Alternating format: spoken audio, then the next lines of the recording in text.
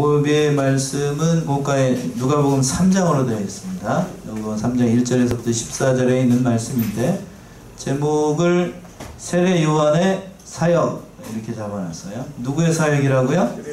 세례 요한의 사역. 말씀을 전하기 전에 이 세례 요한의 사역, 특별히 세례 요한, 저도 목사이기 전에 한 사람이라 참 저희 신약 성경에서 손에 꼽는 사람 가운데 한 사람이 누구냐면 바로 세례 요한이에요. 참 믿음의 사람이고 참으로 본받고 싶은 사람이 바로 이 세례 요한입니다. 세례 요한. 사도 바울 물론 대단한 믿음의 사도이지만 그러나 나면서부터 성령이 충만했고 죽는 그 순간까지 주의 일을 위해서 충성하였던 사람이 바로 이 세례 요한이에요. 참 여러가지로 본받을 만한 이 시대의 교육자들이 세례 요한과 같은 정신으로 하나님의 일을 감당을 한다라고 하면 세상이 바뀔 거예요. 세상이 바뀔 겁니다. 세례 요한 참 여러가지로 본받을 만한 그런 사람인데 본문의 말씀은 두 개로 나눌 수가 있을 것 같아요. 6절까지는 바로 이 세례 요한이 회개의 세례를 전파한 것을 말씀하고 있고 그리고 7절부터 14절까지는 참 회개라는 것이 무엇인지를 각 사람들에게 교훈하신 그런 말씀입니다. 자, 먼저 첫 번째 대지로 와가지고 회개의 세례를 전파하게 됐는데 이 세례 요한이 활동한 시기가 언제 있는가? 1절의 말씀은 그 말씀이에요. 1절이요. 디베리오 가이사가 위에 있은지 15해 곧 본디오 빌라도가 유대 총독으로 헤롯이 갈릴리의 분봉왕으로 그 동생 빌립이 이두레와 드라고니 지방의 분봉왕으로 루사니아가 아빌레네의 분봉왕으로. 예, 바로 역사가이고 사도 바울의 주치의였던 누가가 이 누가복음을 기록하게 됐는데 이 누가는 그 역사적인 사실에 근거를 해가지고 이 복음서를 썼어요. 그러니까 때와 연대 참 정확하게 쓰고 있는데, 그러니까 이 1절에 있는 이 말씀들을 기록한 이유도 여러가지 사람들, 왕들을 기록하고 있는 이유도 바로 세례 요한 뒤에 가서 예수님이 활동했던 시기가 언제인지를 이렇게 정확하해 짚고 있는 거예요. 그래서 첫 번째 사람이 뭐냐면 1절에서 상반절에 있는 것처럼 디베리오 가이사가 위에 있은지 15해. 디베리오 가이사. 초대 왕이었던 아구스도 뒤를 이어가지고 그 로마의 황제가 됐던 사람이 바로 디베리오예요. 디베리오. 그러니까 두 번째 왕이죠.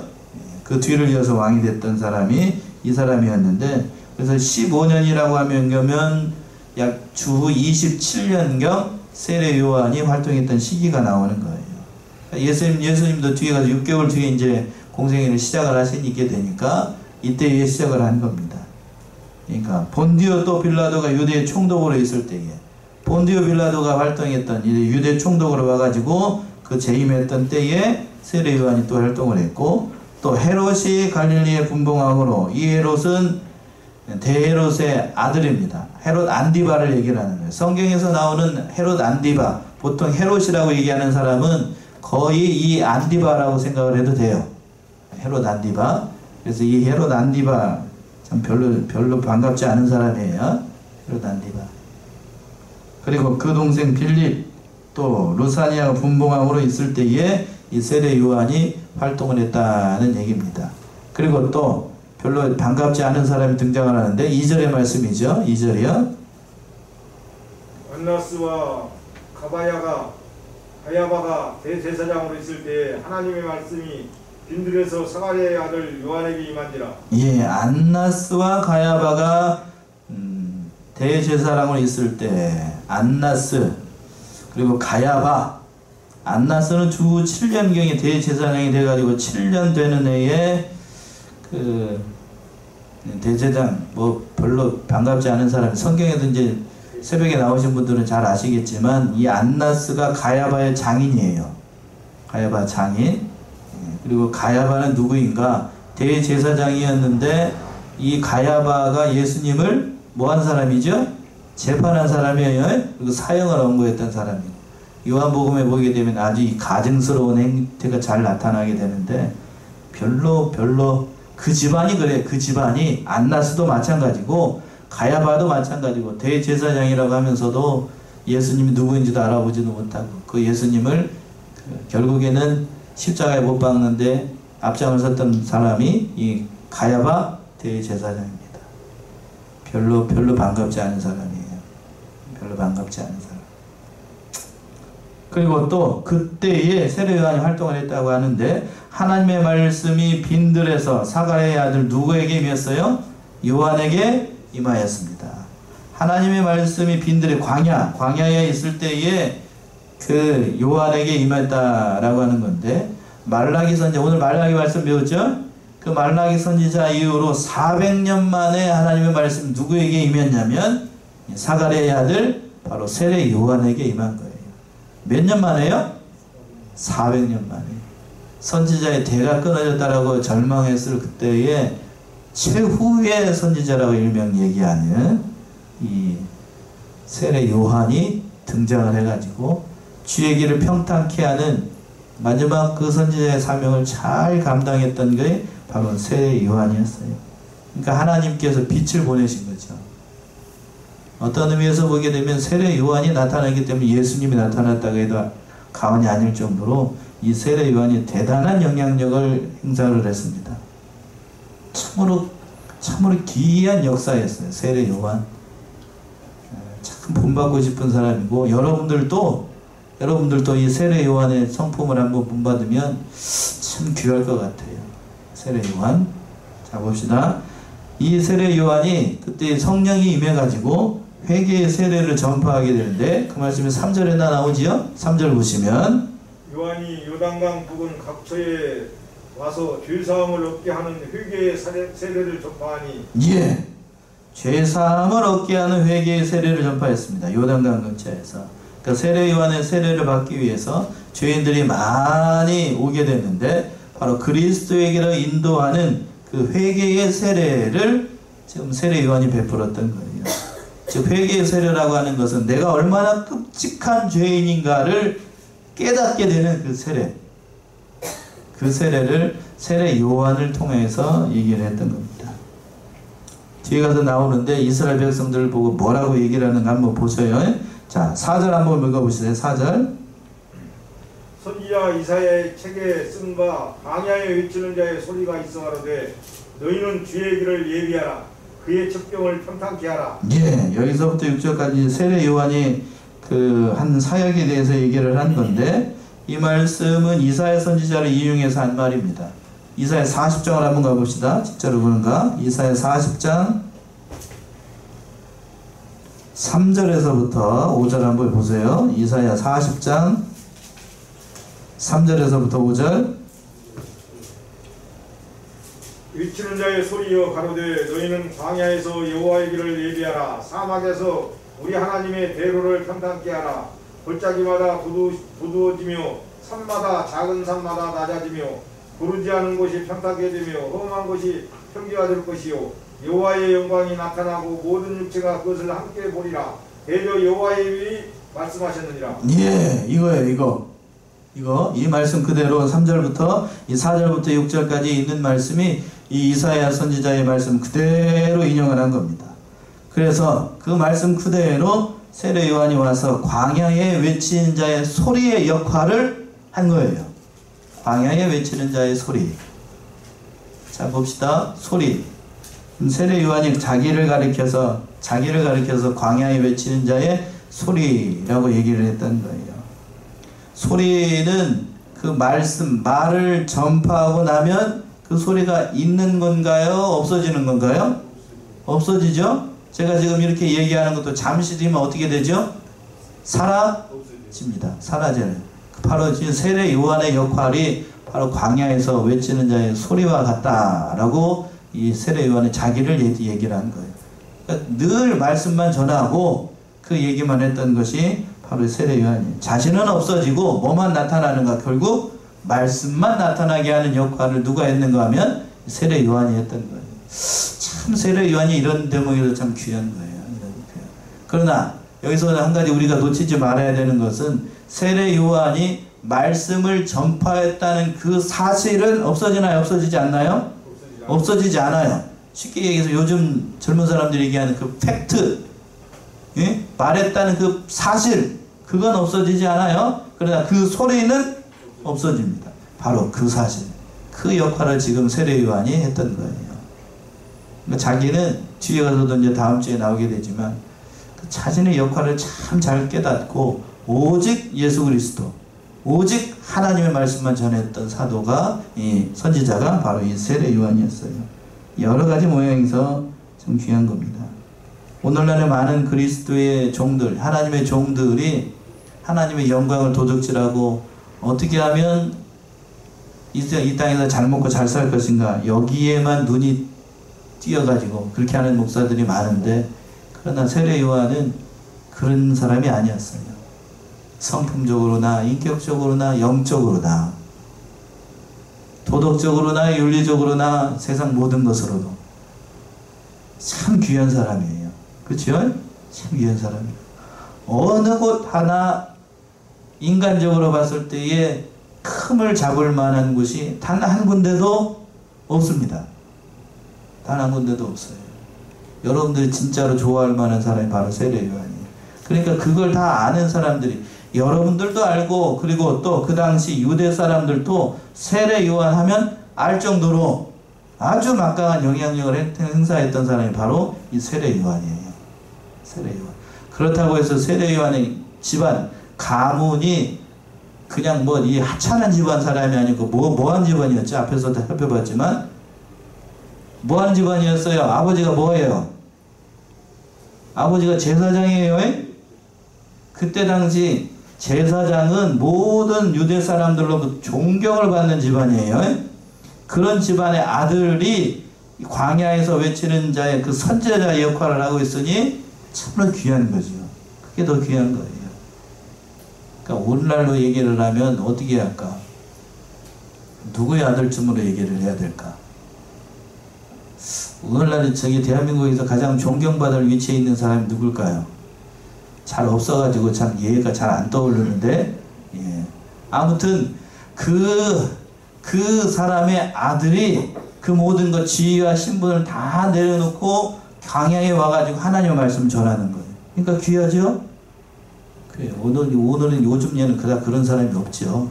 다 어떻게든 아버지 백 믿고 그냥 설치되는 그냥 이상 망나니 같은 자식들은 많아도 그걸 다 내려놓고 낮은 자리의 위치에서 그 모든 것을 하는 사람은 많지 않으니까, 참 그 얘기를 하자는 게 아니고, 아무튼 그런 사람이 있어. 바로 세례 요한이에요.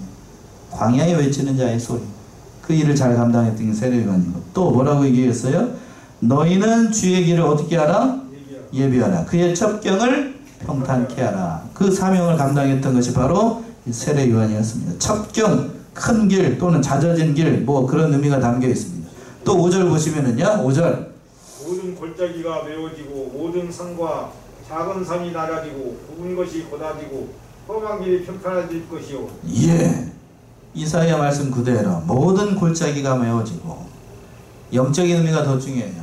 인간의 모든 욕심, 음모, 또 술수, 이 모든 것이 다 메워지고, 또 모든 산과 작은 산, 영적인 교만함, 자존심, 또 자기 자랑, 이 모든 것이 다 낮아지고, 또 굽은 것이 곱아지고, 험한 길이 평탄해지고, 양심 바로 쓰지 못하는 것. 오늘 오전에 말씀했던 것처럼 하나님 앞에 온전하게 예물 드리지 못하는, 정직하지 못한 마음, 불의한 마음, 그 모든 것들이 다 어떻게 되고요? 똑바로 되고, 하나님 앞에 진실하게 되고 바르게 하고, 또 험한 길, 그 모든 술수, 음모, 그 모든 것들이 다 평탄해지게 하는 그 역할을 지켜내는 거예요. 그래서 그 모든 일이 이루어지고 난 다음에 6절의 말씀이죠. 6절. 모든 육체가 하나님의 구원하심을 보리라 함과 같으니라. 예, 모든 육체, 모든 인간들. 그러니까 여기서 모든 육체라고 하는 거는 택한 백성을 얘기를 합니다. 택하지 않은 사람들까지 다 포함된 게 아니고, 여기에는 유대인이나 이방인이나 모든 하나님의 택한 백성들을 다 구원할 것을 말씀한 거예요. 그러니까 이 모든 육체라고 해가지고 다 다 이 성경을 적용을 할 때에 그러니까 알미니안 계통하고 칼빈하고 계통하고 그 신학적인 노선이 차이가 나는 게 이런 대목들이에요. 그러니까 모든 육체라고 했으니까 저쪽에서는 뭐라고 얘기를 하냐면 모든 사람들, 모든 인간들이 다 하나님의 구원을 받는다 라고 주장을 하는 거고, 우리는 어떤 사람들이고 하나님의 뭐한 사람들? 택한 사람들만 구원을 얻는다고 하는 거예요. 인간적으로 생각을 할 때 저를 좀 보세요. 인간적으로 생각하면 모든 육체 하나도 빠짐없이 다 구원을 받는 것이 하나님은 사랑이고 하나님은 자비하신 분이고 긍휼이 무한하신 분처럼 여겨집니다. 그렇죠? 그렇게 돼요. 그렇다라고 하면 모든 사람들이 다 구원을 얻는다라고 하면 여러분 이 자리에 앉아있을 필요 없어. 이해돼요? 이게 뭔 말인지? 이 자리에 앉아가지고 졸면서 마스크 쓰면서 목사님 말씀 뭐예요? 이렇게 하면서 하는 거, 이 모든 것이 다 뭐라고요? 다 헛거예요. 다 헛거. 예를 들어서 한번 생각해. 모든 사람들이 다 구원을 얻는다라고 하면 이 모든 사람들이 다 하나님의 구원을 본다라고 하면 여러분들이 앉아가지고 이 땡볕 아래 오늘 좀 저기 하지만 에어컨 안방에서 이렇게 예배 드리는 거 이거 다 헛거라니까요. 왜? 그렇게 하지 않아도 뭐하니까? 다 구원 얻는다면서. 그렇죠? 다 구원 얻는다라고 하면 그 이럴 필요가 없는 거죠. 그러나 성경에 가르치면 뭐한 사람만? 뭐한 사람만요? 택한 사람만. 그게 성경이 맞아요. 제가 성경을 연구해 보니까 그게 맞더라고요. 그게 맞아야 돼요. 그리고 또 그게 또 맞아야 됩니다. 맞아야 돼요. 제가 잘하기를 어디서 잘하냐면은요, 그 옆에 저기 우리 시골 교회 가면 그 안쪽에 1921년인 것 같아요. 교회 세워진 설립 연도가 1921년. 지금 몇 년이죠? 2021년. 100년이 넘었네. 그 교회가. 그러니까 오야. 그러니까 저 동네에 있는 조그마한 구세군 교회가 있는데요. 구세군 교회 제가 다녔거든요. 구세군이 어떤 교리냐면 성결교 교리예요. 감리교 교리. 그래서 이 말 그대로 모든 사람 다 예수를 믿으면 구원 얻었습니다. 그 교리에 처음에는 그게 참 좋았죠. 그런데 제가 대학 가서 어디로 오게 됐냐면 말씀드렸죠. 우리 교단 이 칼빈 계통 정통 칼빈이죠. 여기에 와가지고 하나의 말씀 들으니까 제일 먼저 부딪혔던 게 이거예요. 제일 먼저 부딪혔던 게, 저는 모든 사람 예수를 믿으면 구원 얻는다라는 걸 배웠는데, 그 모든 사람이 아니고 하나님께서 뭐한 사람? 택한 사람이라는 얘기니까 거기서부터 꽝 하고 부딪혔어요. 그걸 가지고 낑낑대기 시작을 해가지고 제가 1년 동안 거기 도서관에 앉아가지고 그 책을 보기 시작을 했다는 거 아니에요. 결론을 그래가지고 제가 내린 것이 뭐예요? 택한 사람이다. 택한 사람. 그래야 뭐다? 맞다. 이런 걸 알았어요. 그걸 깨달았습니다. 그러기까지는 쉽지 않았어요. 제가 지금 이 얘기를 심주어서 하는 이유가 뭐냐면 그게 맞기 때문에 그래요. 여러 가지로 얘기를 합니다만 결론은 그거예요. 결론은. 그래야만 여러분들이 이 자리에 앉아가지고 예배 드리고 하나님 앞에 모든 예물 드리고 하는 것들이 다 그게 하나님 앞에 맞는 거예요. 그게 맞는 건데, 그렇지 않고 모든 사람이 다 구원 얻는다.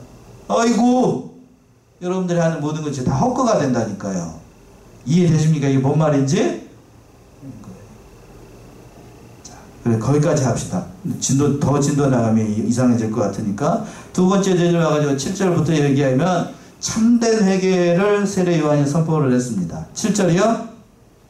요한이 세례 받으러 나오는 무리에게 이르되 독사의 자식들아, 누가 너희를 가르쳐 장차 올 진노를 피하라 하더냐. 7절 한번 개정판 한번 읽어보세요. 개정판. 개정. 요한이 세례 받으러 나오는 무리에게 이르되 독사의 자식들아, 누가 너희에게 이르러 장차 올 진노를 피하라 하더냐. 예. 저는 혹시라도 독사의 자식들아는 것을 완곡하게 표현했을지 몰라가지고 읽어보라고 그랬더니 여지없이 뭐라고 그랬어요? 독사의 자식들아. 이럴 때는 가끔 하세요. 집에 가서 욕도 못하는데. 예, 뭐예요? 독사의 자식. 예, 그래요. 네. 목사가 욕시켰다고 그러려 또. 예. 세례 요한이 그래서 제가 그런 게 아니고 자기에게 지금 나오고 있는 이스라엘 백성들을 향해서 선지자라고 하는 사람이 뭐라고 얘기를 하고 있냐면 제가 얘기하게 그래. 독사에 뭐더라? 그렇게 얘기를 하고 있으니 얼마나 이게 세상 말로 얘기하면 이거 맘상하는 얘기예요. 맘상하는 얘기. 그렇죠? 그러나 세례 요한은 뭐의 입장이냐면 사람의 입장이 아니라 누구의 입장으로? 하나님의 선지자의 입장으로 이스라엘 백성들 보고 책망을 하는 거야.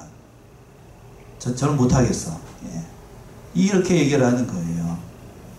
누가 너희를 가리켜 장차올 진노를 피하라고 하더냐? 인간의 본성을 알고 세례 요한이 이렇게 지적을 한 거죠.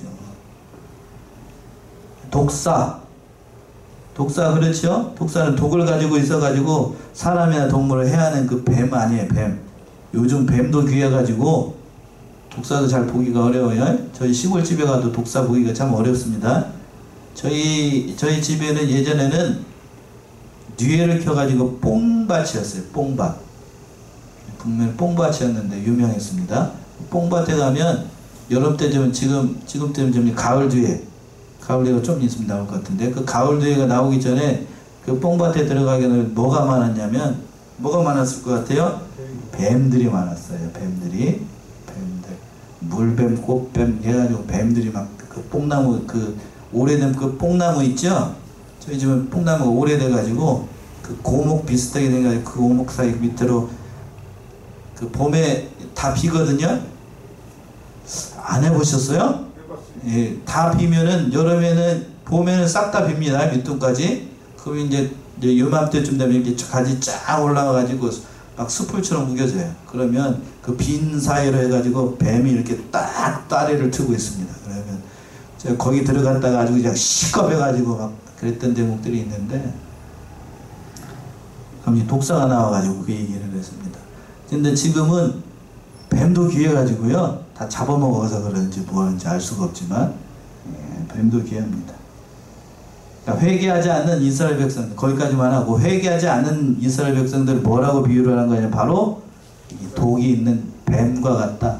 이 독사의 자식들아 이렇게 얘기를 하는 거예요. 참으로 그렇죠. 회개하지 않으면 마귀예요.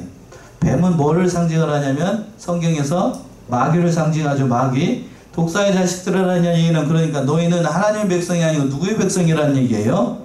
마귀의 자식이라는 얘기예요. 마귀의 자식. 그러니까 책망받을 수밖에 없는 믿음이 없는 이 완악한 이스라엘 백성들을 보고 이렇게 얘기를 한 겁니다. 그래서 로마서 3장을 한번 가봅시다. 사도 바울은 뭐라고 얘기를 하고 있는가? 로마서 3장 13절 14절 로마서 3장 13절에서부터 14절이요. 저희 목구멍은 열린 무덤이요 그 혀로는 속임을 베풀며 그 입술에는 독사의 독이 있고 그 입에는 저주와 악독이 가득하고 예. 사도 바울은 이렇게 지적을 하고 있어요. 너희의 목구멍은 열린 무덤이고 그 혀로는 뭐를 베풀고 속임을 베풀고 그 입술에는 뭐가 가득하고 독사의 독이 있고 그 입에는 저주와 악독이 가득하고 우리의 부패한 성품을 얘기를 하는 거죠. 저희의 목구멍은 열린 무덤이랍니다. 자, 무덤, 열린 무덤, 무덤이 열렸어요. 그러면 안에서 뭐가 나오죠? 아니, 시체는 말고 무덤이 열렸어요. 그럼 열어놓은 무덤에서는 뭐가 나와요? 냄새가 올라오죠? 뭐 썩는 냄새가 나죠? 시체 썩는 냄새가 나요. 무덤이 열렸으니까.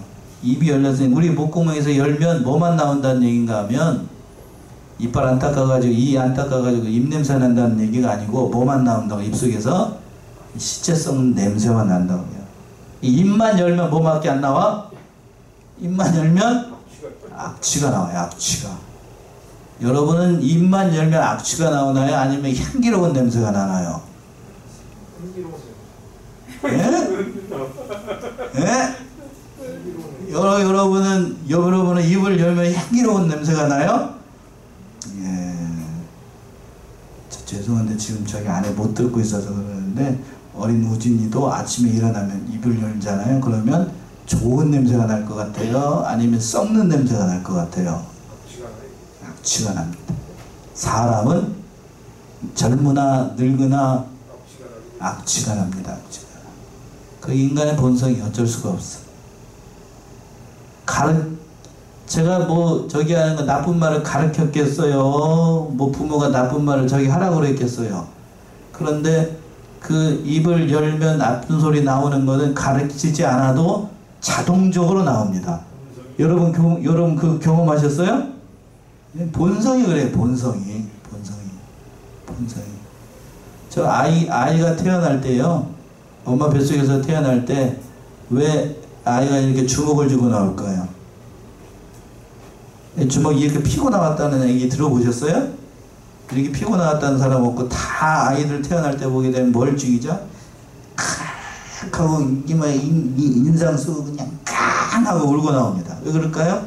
살려고 그러기도 하지만 이게 처음부터 이게 담겨 있어요. 이게 여기에 담겨 있어 다 하고 나오잖아요. 예? 그렇죠? 제가 표현 잘했죠? 여기에 저도 그렇고 여러분들도 그렇고 다 그렇게 태어났어요. 악쓰면서. 그러니까 사람은 본성이 그래요. 그러니까 그걸 지적을 했은 거예요. 독사의 자식들아. 인간의 본성 그렇습니다. 인간의 본성. 그러니까 사람이 아니면 자신의 부패성 깨닫지 못하면 소망이 없는 거예요. 소망이 없는. 그걸 사도 요한이 세례 요한이 지적을 한 겁니다. 그래서 8절 봅시다. 여기까지 하고 그럼 인간에게 살 길이 뭔가? 살아야 되지요. 뭐 어떻게 하면 살아날 것인가? 그 말씀 8절부터 하면 합니다. 8절이요. 그러므로 회개에 합당한 열매를 맺고 속으로 아브라함이 우리 조상이라 말하지 말라. 내가 너희에게 이르노니 하나님이 능히 돌들로도 아브라함의 자손이 되게 하시리라. 그래요. 그러니까 인간이 살 길은 무슨 열매를 맺어야 된다고요? 회개에 합당한 열매를 맺는 거예요. 회개해야 됩니다. 회개해야 돼. 나는 아브라함의 자손인데 하나님 믿는 사람인데 목사님 그렇게 얘기하면 섭합니다. 사도 요한이 세례 요한이 이미 대답했어요. 그런 생각하지 말라고요. 하는 생각하지 말라. 육신적인 그 외모 가지고 하나님의 백성이 되었다. 네가 아브라함의 혈통이다. 라고 해서 구원을 보장하는 게 아니라고 하는 얘기입니다. 아버지가 목사라고 해서 아들이 잘 된다. 물론 보는 그런 그렇긴 합니다. 아버지가 장로라고 해서 아들의 믿음이 좋다. 예, 만만의 콩떡이죠. 그렇지 않아요. 그렇지 않아요. 그러지 않은 사람들 여러 봤어요. 저도 그렇고. 오히려 그렇지 않은 경우가 더 많은 것 같아요. 합당한 열매를 맺어야 됩니다. 그래서 그런 생각을 하고 있으니까 뭐라고 그랬냐면 하나님의 능히 이 돌들로도 누구의 자손을 만들 수 있어요? 아브라함의 자손이 만들 수 있습니다. 그러니까 하나님이 너희의 성품이 어떻다는 걸 다 알고 있는데 그 하나님 앞에서 내가 어떠한 사람이다 라고 얘기하는 건 그건 주제넘은 생각이라는 얘기입니다. 그러니까 우리 자신을 알아야 돼요. 세례 요한은 그러니까 그 성품이 아주 강직하고 아주 그랬던 사람이기 때문에 이렇게 얘기를 했던 거예요. 아마 세례 요한이 살아나가지고 여기 이 자리에서 설교하라 그러면 여러분 받아들이기 참 쉽지 않을 거예요. 저도 그렇고 모자마자 대자고자 대놓고 독사의 자식들아 이런 짓에서부터 설교를 하게 되면 물론 정신이야 번쩍 나겠지만 쉽지 않아요. 그 받아들이는 입장에서 쿡쿡 찌를 텐데 막 찌르기만 할 텐데 얼마나 그 감당하기가 쉽겠어요? 쉽지 않죠. 그러면서 또 뭐라고 얘기하냐면 9절이요. 9절. 이미 도끼가 나무 뿌리에 놓였으니 좋은 열매 맺지 아니하는 나무마다 찍혀 불에 던지우리라. 이미 도끼가 어디에 뿌리에 놓였다고요? 나무 뿌리에 놓였다는 얘기는 도끼가 나무 뿌리에 놓였으니까 하나님의 심판이 곧 임하게 된다는 얘기입니다. 그러니까 그 심판이 오기 전에 회개해야 된다는 그런 의미도 담겨 있는 거고. 그러니까 이 말씀처럼 누구에게나 하나님의 심판의 때가 임하게 된다는 그런 의미도 담겨 있습니다. 예레미야 1장 13절 14절 보게 되면은 끓는 가마를 붓방에 예비했다라고 되어 있는데 찾아봅시다. 예레미야 1장 13절 14절인가요?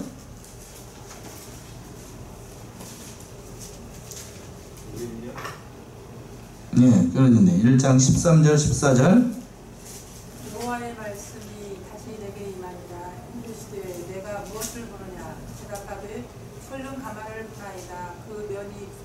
하고 기울어졌나이다. 14절까지요. 여호와께서 내게 이르시되 재앙이 북방에서 일어나 이 땅의 모든 거민에게 임하리라. 예, 그거예요. 끓는 가마를 하나님께서 예비했다고 했는데 그 말씀처럼 이 말씀대로 연장선상에서 심판의 도구를 하나님께서 다 예배해 두셨다는 얘기도 담겨 있는 겁니다. 자, 우리나라의 북방에 끓는 가마, 우리나라도 있죠? 어디죠? 끓는 가마. 저 북쪽 동네 아니에요. 북쪽 동네. 틈만 나면 그냥 요즘 좀 시끄러운데, 예, 시끄러운데. 이 보도상으로 지금 김정은이 어떻게 될지 잘 모르겠어요. 아무튼 그 여러 가지로 어려운데 이 북방에 끓는 가마, 북방에 끓는 가마. 누구나 다 이런 어려움이 있다고 가는 거예요. 그러니까 영적인 의미를 더한다라고 하면 오늘날의 기독교가 좋은 열매를 맺지 않으면 하나님의 심판을 받아서 어떻게 될지 장담할 수가 없어요. 코로나 이 시국에 대해서 이렇게 어려움을 겪는 것도 어떤 의미에서는 하나님의 징계이기도 합니다. 그래요. 어느 신천지, 하나님께서 지금 신천지를 심판하시고 정상적인 우리 교회도 하나님께서 이렇게 심판하시는데 참으로 하나님께서 우리 믿는 사람들을 각성시키기 위해서 오늘 본문의 말씀에 있는 것처럼 회개하도록 하기 위해서 이런 어려움들을 주는 거예요. 그러니까 우리가 이 사실을 깨닫고 늘 하나님 앞에서 진실하게 행해야 되겠습니다. 자, 10절이요. 우리가 물어가는데 그러면 우리가 무엇을 하리까? 예. 그래서 회개의 열매를 맺으라. 합당한 회개의 열매를 맺으라. 그러니까 우리가 물어봤습니다. 그랬더니 세례요한이 대답하죠. 11절. 대답하여 가로되 옷 두 벌 있는 자는 옷 없는 자에게 나누어 줄 것이요 먹을 것이 있는 자도 그렇게 할 것이니라 하고. 예. 회개의 그 모든 일들은 개인에 따라서 다 달라요. 그러니까 옷이나 먹을 것이 넉넉한 사람은 없는 자에게 어떻게 해주고 나눠주라는 거예요. 물질적으로 풍요로운 사람은 인색하게 굴지 말고 다른 사람에게 나눠주라는 얘기입니다. 나눠주라. 죄송한 얘기지만 물질적으로 풍요로운 사람이 어려운 사람을 많이 돕던가요? 아니면 가난한 사람이 서로를 돕던가요? 예. 안타깝죠? 그게 더 안타까운 거예요. 그러니까 그런 자들에게 하나님께서 얘기를 하는 거고. 또 12절 13절이요. 세리들도 세례를 받고자 하여 와서 가로되 선생이여 우리는 무엇을 하리까 하며 가로되 정한 새 위에는 늑징지 말라 하고. 예, 정한 새 외에는 늑징치 말라. 세리들도 세례 요한에 가가지고 어떻게 하는 것이 그러면 하나님의 일을 하는 겁니까? 어떻게 하는 것이 회개의 열매를 맺는 것입니까? 라고 했더니 세례 요한이 뭐라고 얘기를 하냐면 정한 것 외에는 함부로 세를 거두지 말라 라고 얘기했습니다. 왜 이런 얘기를 했냐면 그 당시에 세리들은 세금을 징수할 수 있는 권한을 가지고 있었습니다. 그러니까 그런데 뭐가 있었냐면 정하에 놓은 세가 있었어요. 로마에 상납해야 되는 그 세금이 있었습니다. 상납해야 될 세금이 있는데 그런데 부정을 저지르는 건지 안 수는 없지만 지금처럼 세리 공무원들에게 정확하게 그 공무원에 합당한 그 세금을 준 게 아니고 월급을 준 게 아니고 세리들한테는 뭐를 안 줬냐면 월급을 줬을까요? 안 줬을까요? 안 줬어요. 예? 사람이 먹고 살아야 되는데 월급을 안 주면은 어떻게 하라는 얘기죠? 부정 축제해야 돼요. 그러니까 세리가 되면 당연히 그러니까 자기가 먹고 살려면 어떻게 해야 돼요? 많이 걸어야 돼. 많이 걷어야 돼. 많이 걷어야 돼. 그러니까 어떤 사람이 능력 있는 사람이냐면 백성들로부터 많은 세금을 어떻게 하는 사람? 뺏는 사람, 걷어들이는 사람. 그 사람이 세리들 사이에서 어떤 사람이었냐면 능력이 있는 사람이었어요. 그래서 로마의 말은 예를 들어서 로마의 10분의 1을 세금을 내야 된다라고 하면 그 사람은 얼마큼 걷어야 되는 능력 있는 사람은 어떻게 걷어요? 절반을 걷어가지고 10분의 1 내고 10분의 1 내고 자기는 얼마큼 갖고 3이나 4를 갖고. 그러니까 세리들은 어떤 사람들이 많았어요? 부자들이 많아요. 그러니까 남는 게 많으니까 부자가 많지요. 그 남을 가지고 다른 사람들을 착복하고 그래서 성경에 나오는 세리들을 뭐라고 그랬냐면 이 이스라엘 백성들이 세리들을 상종도 안 했죠. 상종도 안 했어. 공권력을 행사를 해가지고 그 공권력을 가지고 와가지고 그러니까 세리들이 그 세금을 거둘 때에 자기 힘으로 세금을 거둘 수가 없잖아요. 그러니까 뭐를 했냐면 많은 세금을 걷기 위해서 로마에 아부를 하기 위해서 백부장들, 천부장들에게 아부하기 위해서 뭐요? 세금 가득 걷어가지고 누구한테 이제 아부를 하기 시작해요? 백부장, 천부장한테 가가지고 이른바 무슨 물? 뇌물을 주고 뭐를 사냐면 로마에 뭘 사요? 군병들을 세가지고 이해되시죠? 그러니까 그 공권력의 힘으로 세금을 걷었던 거예요. 그러니까 계속해서 악순환이 반복이 됐던 겁니다. 그러니까 이 세리들이 세리 요한한테 와가지고 뭐라고 얘기를 했냐면 우리는 그럼 어떻게 해야 됩니까? 이제 세리요한이 답을 줘요. 정한 것 외에는 걷지 말라. 이 쉬웠겠어요? 정한 것만큼 세리를 걷는다고 세금을 걷는다고 하면 지들은 어떻게 해야 되는 거예요? 예? 그 다음 날부터 못 빨아야 돼요? 손가락 빨아야 되니까. 이거 쉽지 않았겠지요? 자, 군병들도 물어봤어요. 마지막으로 14절. 군병들도 물어가는데 우리는 무엇을 하니까 하며 가로되 사람에게 강구하지 말며 무수하지 말고 받는 유를 독한 줄로 알아 합니다. 예, 군병들도 와서 얘기를 했습니다. 잔인하게 사람들을 폭행하지 말고, 예, 강제로 빼앗지 말고, 그렇게 하라 라고 해서 무섭게 하지 말고. 우리나라도 저기 군사정권 시절이 있어서 이게 말씀이 무슨 얘기인지 알잖아요. 그러니까 그렇게 하지 말라고요. 그때나 지금이나 그러니까 이 공권력 가지고 있는 사람들, 세금 공무원 사람들, 대표적으로 두 가지 사람들 얘기를 했는데 그만큼 유대사회가 부패했었고 그 모든 것을 지적하고 회개에 합당한 열매를 맺으라고 세례요한이 선포했던 겁니다. 자, 이 말씀 통해서 우리도 하나님 앞에서 진실하게 행하고 합당한 복을 누리는 저와 여러분들이 다 되시기 바랍니다.